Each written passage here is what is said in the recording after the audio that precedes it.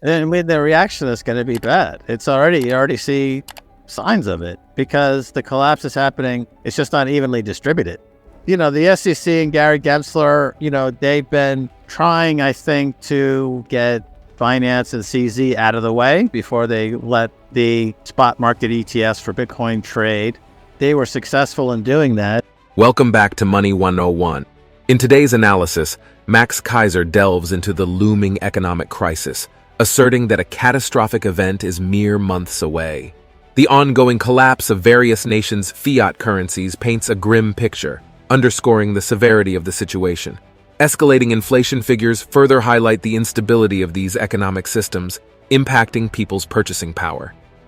Keiser stresses that the economy is spiraling out of control, with tangible consequences for individuals. Anticipating a shift to a Bitcoin standard, he predicts that the imminent wave of bank failures, exposing hundreds of insolvent banks relying on questionable accounting practices, will expedite this transition. Join us for the latest insights from Max Keiser on the 2024 market outlook, featuring the role of Bitcoin in global financial markets. Don't forget to subscribe for ongoing support. The only risk that I see is that the coiners show up like Coinbase and Brian Armstrong and these others, Jeremy Allaire at Circle. Those guys are on the level of CZ or Sam Bankman-Fried. They're incredibly bad actors and they're destructive. And they have as all con men do, they have a way of worming their way into situations. So, in the US, you have something like 90% of the wealth is now concentrated in 5% of the population or less.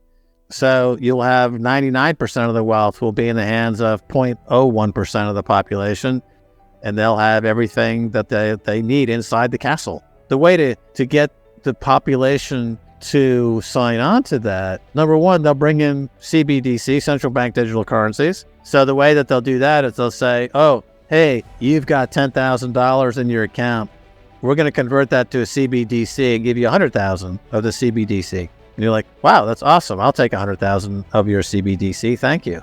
But, within 6 months, the purchasing power of that 100,000 in CBDC will be less than the purchasing power of the 10,000 you gave up to get the CBDC. You'll be a lot poorer because they'll print at an accelerated rate. The CBDC will be printed at 10 to 20 times the rate that they're even printing the dollar. The hard money crowd, the Bitcoin crowd, the audit the Fed crowd, the people who are saying that fiat money is really the root of the problem. If you go back to Occupy Wall Street, which is, they rightfully pinned the blame on Wall Street. Okay, I mean, because that's the root of all of the problems is the money printing.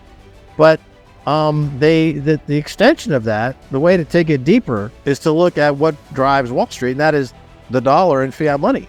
So anyone who was doing Occupy Wall Street should be, all about getting on the Bitcoin train. It's not proof of stake. Well, proof of stake, like in the fiat money world, the more money you have, the more ability you have to make policy, to influence. So the game is to make as much money and then change the law to make it easier for you to make more money. And then ultimately, the least advantaged, or the people who don't have a lobbyist working for them in Washington, lose. They lose out. And then the lefties come along and say, we need to make it fair by giving them some money. We're going to print some money and give it to them to make it fair. More money printing, and then you've got this Titanic-sized problem sinking into the sea of fiat money abyss. But unfortunately, that crowds out legitimate investment and legitimate entrepreneurialism, which is not getting funded the way it should be, which would create the jobs and the opportunities in a more fair way. Either you have a central bank, like the Federal Reserve Bank, and you have a very strong organized labor force. So in other words, the central bank works for the oligarchs, and organized labor would work for labor, and that the labor would fight to have their wages tied to money supply. So the average hourly wage right now would be closer to $50 to $60 an hour to keep pace with the amount of money that goes into Wall Street's pockets. Okay, that's one system. That could work.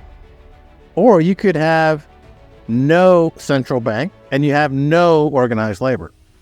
This would be more of a free market system that would also work. It has its pluses and minuses, but it would also work. The worst possible combination would be that you have a central bank and you have no organized labor, which is what you have in the United States right now. Right? And that's the worst. Yes. So then labor will have no ability to fight the central bank by lobbying for higher wages and higher benefits. That will never equal the playing field. Their only way to equal this playing field is to get onto Bitcoin by essentially walking away from the entire fiat money system, central banking system, and going on a Bitcoin standard. The countries where the currency is deteriorating, you have more emphasis to solve the inflation problem with Bitcoin. So you're going to have that will be where things perk up. In economies that are centralized, highly centralized, it would be less of an issue because they are very much a very centralized command and control economy. So that's not going to be in the works. They are walking away from the dollar and they're trading in their own currencies, and they're going to trade in gold, and they'll probably trade in Bitcoin on the sovereign level. And that will trickle down to the individual level at some point. Again, because once you start to go down the Bitcoin path, it just makes more and more sense. The more you study it, the more you use it, the more you realize how antiquated and ridiculous the current system is. And this affects everybody. So, I mean, as far as having different folks coming into the Bitcoin space of different political persuasions or different philosophies, and ultimately, we all have faith that the Bitcoin is on its own vector. It doesn't need us, and it's taking us to a place we want to be.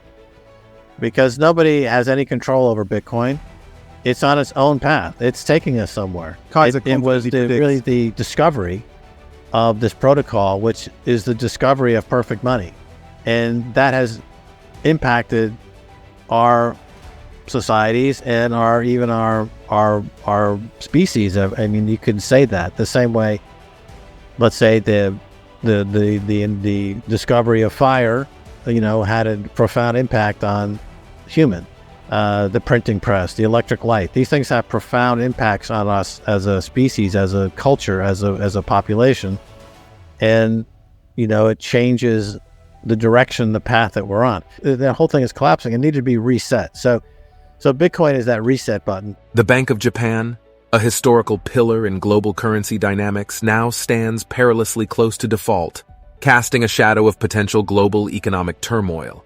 Max Keiser sketches a dire scenario of an impending economic catastrophe, driven by the crumbling edifice of fiat money systems, escalating inflation, and a cascade of bank failures. In the face of this looming crisis, Keiser envisions a seismic shift towards a Bitcoin standard. As we embark on the first quarter of 2024, Keiser argues that the assurances made by the Federal Reserve and central banks have proven empty, leading to an unbridled surge in money printing and a proliferation of misguided investments. Contrary to optimistic expectations, the recent spike in inflation, according to Keiser, won't usher in a return to the status quo. He contends that the U.S. is grappling with a mounting debt crisis, presenting two grim prospects: hyperinflation or a deflationary depression. The overall quality of life, he warns, is set to deteriorate in either scenario. Keiser notes the absence of viable solutions, pointing to an exacerbated severity of the crisis. Intriguingly, he highlights the discourse among political figures surrounding Bitcoin as a potential solution, signaling a potential shift towards a Bitcoin-centric financial framework. Share your thoughts on Max Keiser's recent interview and his 2024 Bitcoin prediction in the comments below. Thank you for watching. Don't forget to hit the like button and subscribe for more content like this. Until next time.